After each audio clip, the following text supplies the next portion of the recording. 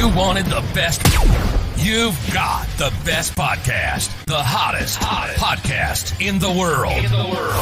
The Chris Voss Show, the preeminent podcast with guests so smart you may experience serious brain bleed. The CEOs, authors, thought leaders, visionaries, and motivators.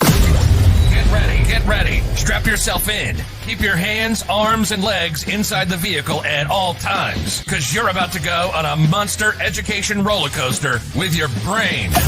Now, here's your host, Chris Voss. Hi, folks. Chris Voss here from the ChrisVossShow.com, the ChrisVossShow.com. Welcome to the big show, my family and friends. We certainly appreciate you guys being here. We're going to be talking about how to run better ads on social media today. And we've got an amazing CEO and founder with us. We're going to be talking about that and how to protect yourself from having your ad account suspended or different ad issues that you can run into. It happens a lot lately. I see it on social media. We're going to be talking about that and getting some insight on how to run safer ads and also set up your ad sort of things. And, you know, it's 2023. It's the beginning of the year, and you can find out some strategies to map out what you want to do to be more successful online with your advertising coming up. In the meantime, refer the show to your family, friends, and relatives. Go to goodreads.com/Chris Voss, youtube.com/Chris Voss. See our big group on LinkedIn. There's 130,000 people over there. Also go to LinkedIn/Chris Voss. See the big newsletter and all that sort of great stuff going on. Today, we have Rohaan Khan on the show with us today. He is a founder and CEO of a company called Orange Trail. And he has a master's degree in psychology with 5 years of experience scaling up multiple 6 to 7 figure e-commerce brands with a collective revenue of over $10 million. In 2021, he founded Orange Trail, an agency that helps advertisers navigate through advertising bans by leveraging his strong industry contacts. He's formed partnerships with major platforms and got 400 clients and built a team of 20 full-time employees within 12 months and became one of the fastest growing annual recurring revenue in the advertising industry. He is well known for helping marketers advertise with stability and scale their business without bans. Welcome to the show, Rohan. How are you? Thank you very much, Chris, and I appreciate that intro. There you I'm go. very well, thanks. Thanks a lot. It's been a bit of a wild journey so far. There you go. It sounds like you scaled up quite fast. Yeah. Well, here's the thing. I think perfect product, perfect timing, perfect audience. If you can get that congruence, the sky's the limit. And I feel like that's something that we have right now at Orange Trail. And with COVID, I mean, it told a lot of people, hey, man, you need to be online, because sometimes being in person, I know a lot of companies are scrambling to move from brick and mortar. They were used to getting their business through customers coming in. They said, hey, you got to go online. Give us the .io for your website, please. It's orangetrail.io. And just adding to what you said about COVID, I think it was a real wake-up call for a lot of companies, but also, employees and workers alike. They realized, hey, I don't want to put all my eggs in one basket. So now what you see is a lot of companies are saying, okay, now we are allowing work from home. I think the Netherlands recently allowed a mandate which said that there is mandatory work from home for, I think, 1 or 2 days a week, which is insane. It's mandatory. So companies need to abide by that, whether they like it or not. There you go. So give us an overall arcing of what, in your words, of what you do with your company. Sure.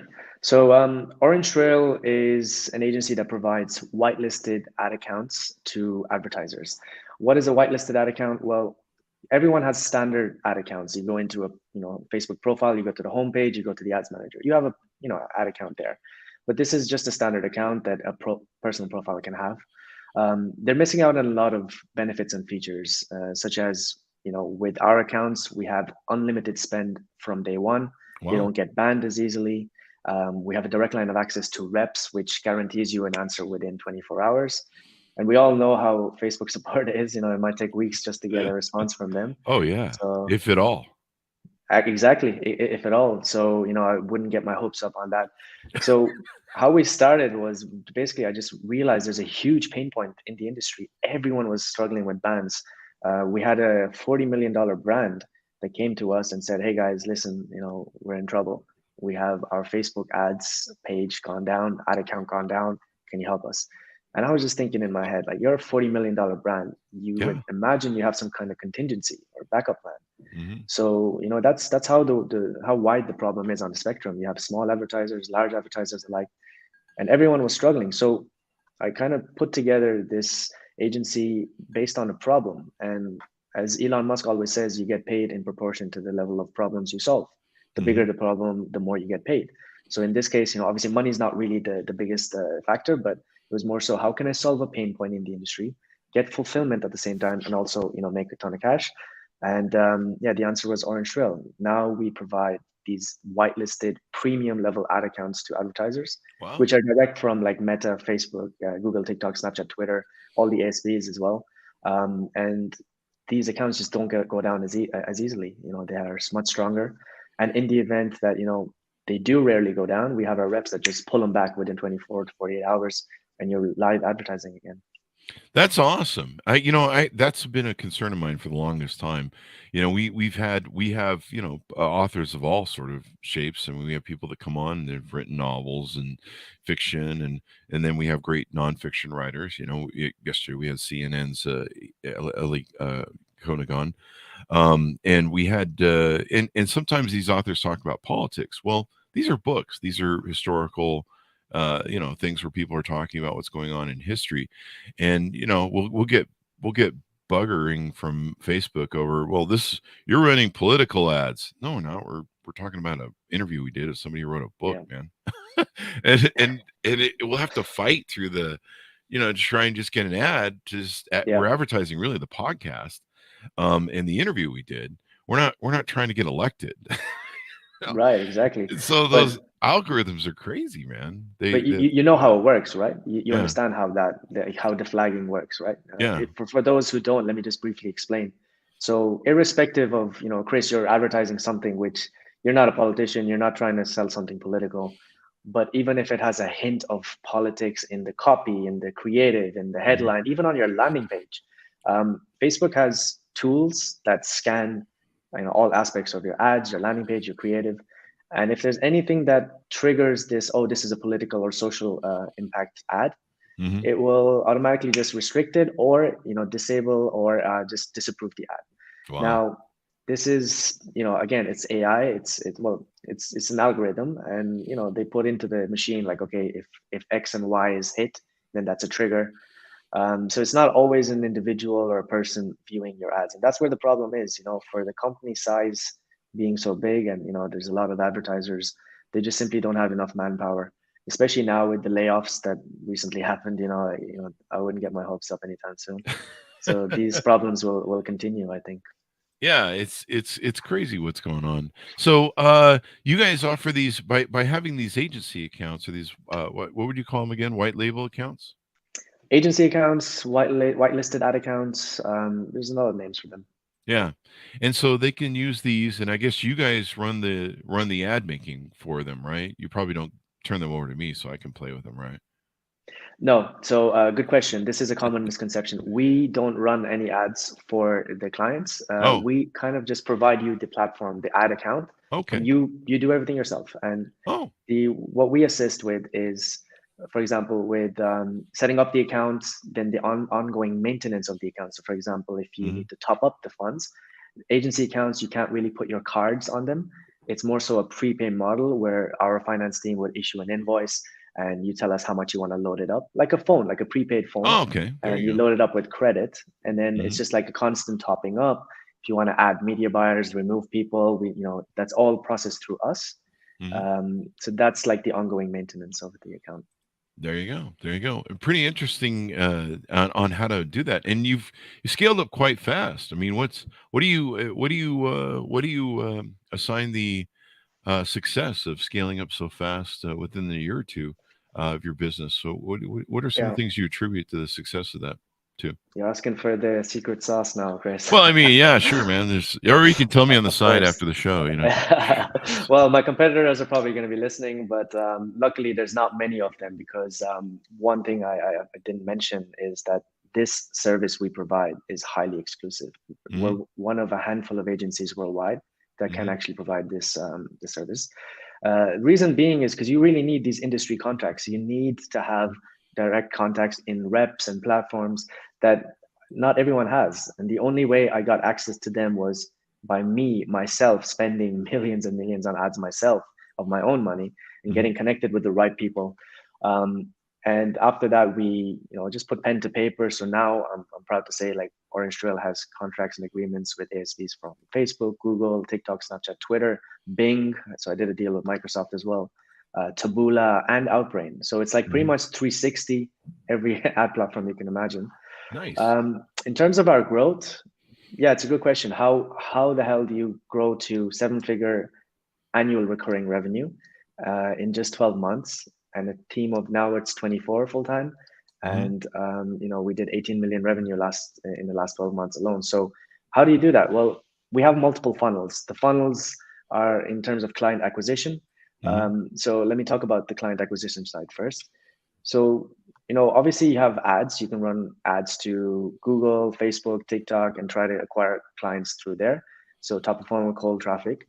And through there, we're getting leads. The leads are booking calls with our biz dev team, and then biz dev team are getting on the call, checking if they're eligible or not, close or disqualify.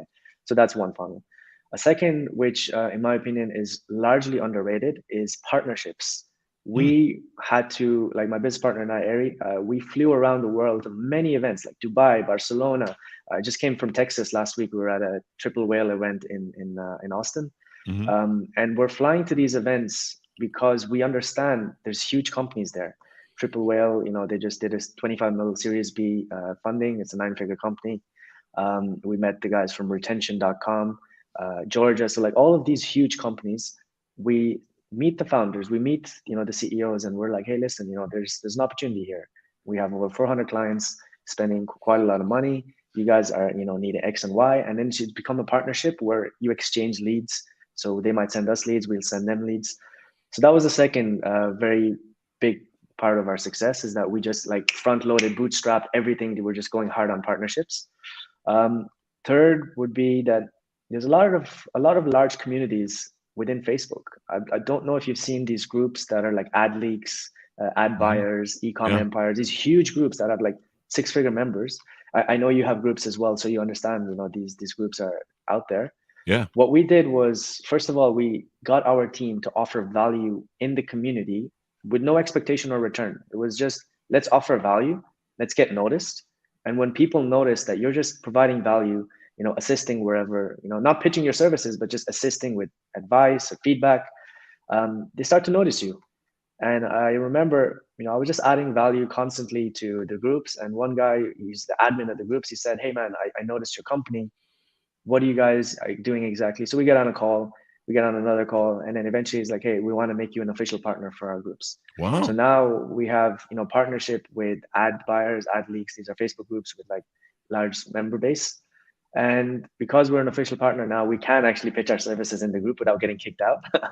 So, that was another great lead source. And then there's another one is referrals. Now we're very generous with our referral commission. We give 15% lifetime. As long as the client works with us, you're getting a check every month. Some of our biggest referrers, we're sending 5 figures a month, just, as a referral commission. There you go. Yeah. And that's great because when they see that money, they're even more motivated. Like, oh, Orange Trail is going to pay me out a bunch. It's going to cover my bills. Let me, send more people. So we're selfless on that regard because we understand, like, I'm fine with dropping the margins because I want people to feel that, okay, we're providing value and they appreciate the value. And then aside from that, it's just, we have a few other funnels which I can't mention because, they're a little bit, off the grid, I would say, but it's, that's the secret sauce. I always call that proprietary. It's always funny to me how many people don't understand what that means. Like people will ask me, oh, what's your business model, Chris? And how do you, all your different revenue streams? And I'm like, that's proprietary. And it's like they're in shock. They're just like, what do you mean it's proprietary? I'm like, I come from a world of brick and mortar where you didn't tell people your business model, and that's the world I came from. So, I learned a long time ago in brick and mortar, you don't tell people, I had enough employees that would, copy whatever our model was and go start their own brick and mortar company. And so it's funny to me when I tell people that, and, so there has to be secret aspects of your business that are proprietary because, I mean, sometimes that is the secret sauce, right? Absolutely. Now I know you're not a competitor, so I'm happy to tell you aside, but there Yeah. could be Well, I'm one writing person this out down there. and I'm gonna, no, I don't have the bandwidth for. But yeah, there's always someone who's going to be listening and they're going to be like, oh, I can do this and, do the same. And it's just some things better left untold. That's okay. And then when they fail, then all their clients come to you. So it sounds like you're doing a lot of, like I say, I have a lot of friends in the space that you're in, not the exact space, but trying to help run ads for clients and stuff on social media, and constantly, like I said, I see them. They'll post, another client's account suspended. This guy, what is going on with Facebook? Some Mark Zuckerberg, blah blah blah. Right. And constant complaining about it. And I just always see it. I'm just like, God damn, I got to be careful with my account. And Yeah.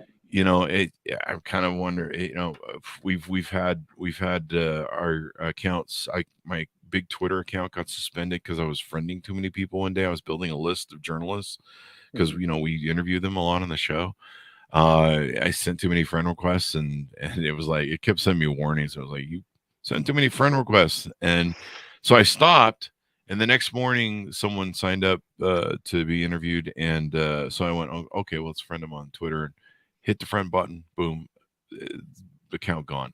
And same thing with like Instagram. I don't know. We had our Instagram hacked by a Chinese company. We can't ever get it back. I still got legal stuff I need to send to Facebook to try and get their attention on it. Even applied for their to try and get the Instagram account back because it was responding to us in Chinese. It was coming back that we got hacked by some Chinese, and it came through a third-party app because we had two-factor ID in it, but we lost it, and we even sent the required legal stuff to the mediation to try and get them to turn it back on, and no response. Like I'm literally gonna have to sue Facebook at this point and send them a 30-day notice of intent. And so it's insane. Just on that, note, you can imagine if the ad accounts themselves are getting banned, it's nothing. But if you have hacks, this is a different department altogether. It's the account integrity security team. That's even more serious. So you can imagine on the ad stuff, which they're making their revenue from, that's how Facebook makes its money. If the support is so bad here, now you can imagine the other departments is going to be even worse. So go figure, Go figure. So what sort of other things do we need to touch on about who you guys are and what you do?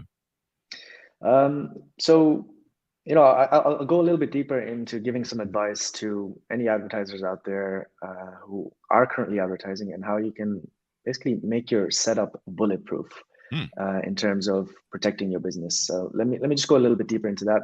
Right now, when you said I need to be a little bit careful, you're probably running ads to something, or you have a business on the side. Well, let's look at that a little bit deeper.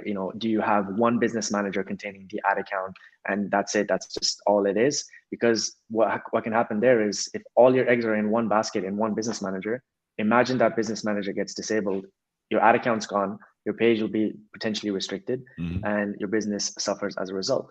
So one little strategy that we created at Orange Trail is, it's not really a strategy, it's just what we've found to be the safest way to make your advertising setup decentralized, which is using multiple business managers. This is completely allowed. It's allowed in the eyes of Facebook.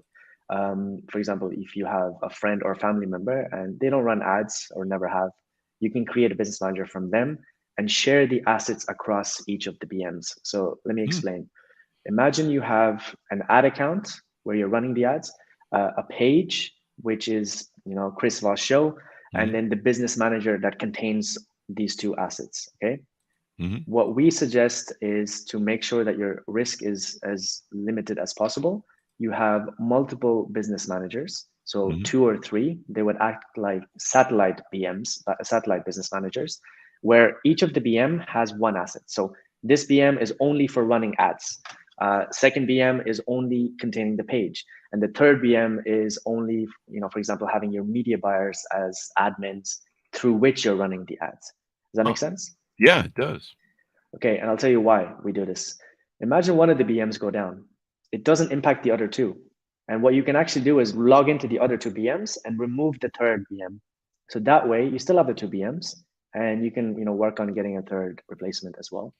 At no point will each of these BMs affect each other if one goes down. Even if two go down, Oh, you still have that aspect of having one backup at the safety net. Does that that make is sense? brilliant. That is brilliant. And then you're never risking your main account. I mean, people do this kind of with email too, Exactly. as well, where if they Exactly. send out email marketing, they don't use their main account sometimes, and they use a separate account. Yeah, similar domains. They might buy multiple domains that look alike. So yeah, it's a similar concept. It's crazy to me that brands came to us, $40 million brands, everything in one BM, and I'm just like, whoa! You're one ban away from completely collapsing your online advertising Holy traffic. crap! Yeah, I mean, you can be run out of business if you're not Yeah, careful. Yeah. absolutely. Here's another thing we see time and time again: businesses built entirely on one traffic source. Wow. How does that make sense? You're putting all your eggs again in one basket. So what happens when one of those traffic platforms, let's say Facebook, decides to restrict you? You have no traffic coming in. So you Mhm. have no visitors, you're getting no sales, you have no business. So another, common rant I go on is that it's 2023, guys. Don't be a lazy marketer. You need to diversify your traffic sources. You need to at least try other things. Uh-huh. Okay, you have Facebook, try TikTok, try Snapchat. You should Mhm. definitely have Google. Diversify your traffic sources, Mhm. because at the end of the day, if one goes down, you still have some revenue and some stream of traffic coming in. It just makes a lot of sense. Where do you find the best places for ads nowadays? If you want to share that with me, is what seems to be the best place to put your ads? So this is a very difficult question to answer because there's a lot of factors at play here. What is the offer? What is the audience that you're trying to reach? I was speaking with Vince Varnock last week, and we discussed how the setup and the division of your traffic sources should be. Hmm. And there's no one answer. All I can say is check what is your offer and who Mm. is your target audience. Okay. And then you need to align this with the platform. So let's imagine your offer is for a product that's maybe targeting elderly people above 50 plus. Mhm. Well, it wouldn't make much sense to launch that on TikTok now, would it? Because That's TikTok's true. That's true. TikTok's demographic is young, right? Yeah, very So young. you're probably going to be pissing away money in the wind, and that's not really something you want to do. You want to find the demographic data from each platform, and these are available readily on the internet. You can check TikTok's demographic breakdown. You can see Mhm. what the user base is, what age per country, how many in each category, so 18 to 25, to 25 to 34. You can check the categories and see what is the percentage of users in there, and then accordingly run ads to that. Now Facebook has always just been the best bang for buck. I think it's like the undisputed king, Yeah. but I do feel like TikTok is slightly, it's coming up, it's taking over. The demographic is younger, but even my own mother was like, "Oh, check out this reel," and I was like, "You're on TikTok?" I was shocked. You're on TikTok. Oh, it's funny. So who knows? We have a paradigm shift coming up now, and Yeah. I think TikTok is winning in a lot of different aspects, and they're garnering attention. And I think in this current day and age, attention is the biggest commodity. So I think TikTok's winning on that end. Um, but aside from that, again, it's a very difficult question to answer. I would need to know what is the product, what is the Okay. audience, what is, so it needs to have congruence on the traffic platform fit. Yeah, definitely, and the format of it, that TikTok is really turning into something, man. I mean, I'm even a TikTok addict. I'll admit it. I have a problem. My name is Chris Voss, and I am a TikTok addict. Uh, Welcome, Chris. it is. I mean, you can spend hours on that thing. You get lost. Like Right. it's hypnotic. And did you see Um, the way that it's structured, the feed? Have you seen that? mhm. It's like there's no Let's talk there's about no that. yeah. I mean, have you seen how like I could open mine up, but the slides between different posts, there's no divider. It's Mhm. just like an endless loop. You're Mhm. scrolling and it's like new reel, new reel. There's no white line in between. There's no dividing between posts. They're designed in a way where it's like an endless loop of just nonstop. Like you're almost like brain dead and you're just swiping. And to be honest, they're investing big time into the design, the UI, because it's the user experience that leads to these platforms making or breaking it. And I think TikTok has just crushed it. And now Instagram copied it as well. Go on your Instagram homepage, check when you go between posts. Can you Mhm. see how it's divided up? Often it's not. It's a smooth, seamless scroll.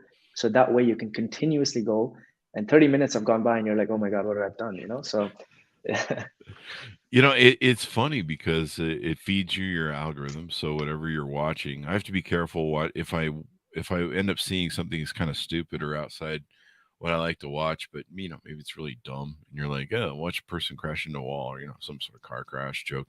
yeah, And then you have to be careful because you're like, oh crap, I'm gonna get more of that. And I really didn't want that. It was just kind of like whatever. But yeah, it's so addictive, and it's very entertaining. And the content's definitely. very good. I thought it was kind of Yeah. interesting. Elon Musk was talking uh, bringing back Vine, which technically was the original TikTok when you really think about it. Yeah, in a way, I think quite similar. Yeah. Yeah, and there's so many opportunities Twitter missed that they left on the table. They could have been the leader of. It's kind of funny how that whole thing played out. I know, right? I feel like Elon came in at the right time, and I think he's trying different things to monetize it now. He just did you see that? Obviously, there's the verified $8 a month, but Hmm. he's also saying that companies need to pay $1,000 a month to Really? keep keep their blue tick. I read something about this, so he's trying different radical strategies. And look, this is what you have to do. Yeah.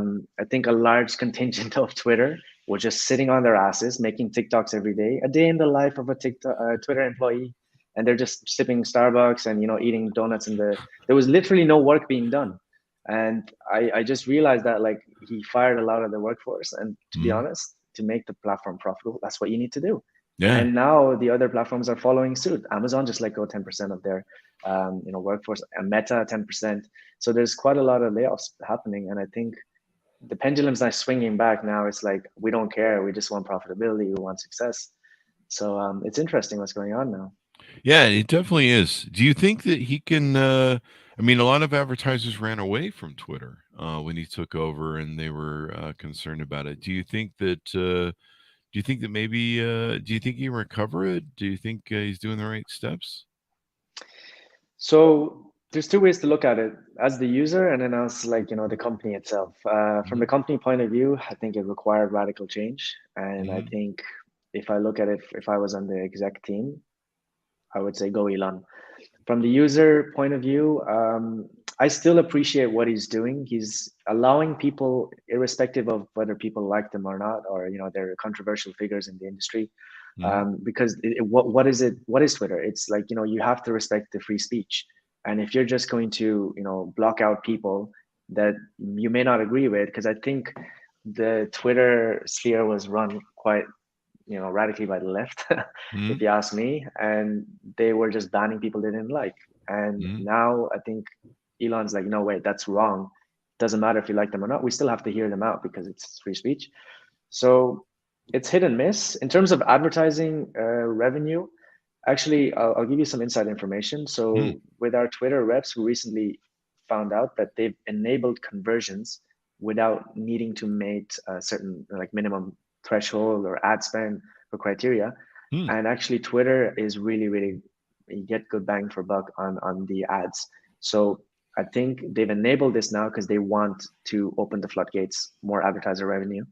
Hmm. Anyone interested in like Twitter advertising, I would highly recommend that you test it out. Hmm. Again, it depends on what your offer is, what your industry is, but I think that people are actually coming back to running Twitter ads because they've unlocked conversions, and the CPMS are quite low again. So I would recommend going back to Twitter. There was a great time when COVID first hit that buying advertising was really cheap because everyone pulled back their ad dollars, and the CPM costs got really cheap and really low. So what's the best way for clients to work with you, reach out to you, get to know you better, get that first initial handshake to find out if maybe your service is right for them? Well, we're visible on Google. If you just type in Orange Trail, you'll see some of our links. But if you want to go direct to our website and book a call, it would be orangetrail.io. And I just have to say that not all advertisers are eligible. We do have to check if you would be eligible to run. For Hmm. example, we don't tolerate any black hat ads or gray hat, anything that's risky or like a fraudulent or scam. We had one Chinese company come to us and they were like, hey, can we run a video with Elon Musk's face doing a Tesla crypto scam, and we were like, get out. Wow. So there is advertisers like this. They exist, and aside from our morals and principles, we don't want to facilitate any of that. It's also our relationships with these platforms and the reps. We don't want to jeopardize that. Mhm. So you can book a call at orangetrail.io. You can reach us on Instagram, Orange Trail. And yeah, if you're eligible, we can definitely see if we can help you out with agency accounts. That's awesome, Sauce. Check it out, folks. Orangetrail.io. It's been very insightful, Rohan, to have you on the show with us today. Thank you, Chris. It's been a pleasure being here. Thank you. And thanks to my audience for tuning in. Go to youtube.com/Chris Voss, goodreads.com/Chris Voss, all of our assets across the social media sphere there. Even on TikTok. We're trying to be cool over there, but we're still trying to figure it out. It's hard over there. Those kids are young. Yeah, absolutely. I'm just like, what is this old guy doing on TikTok? Anyway, thanks to everyone for tuning in. Thanks for being here, and we'll see you guys next time.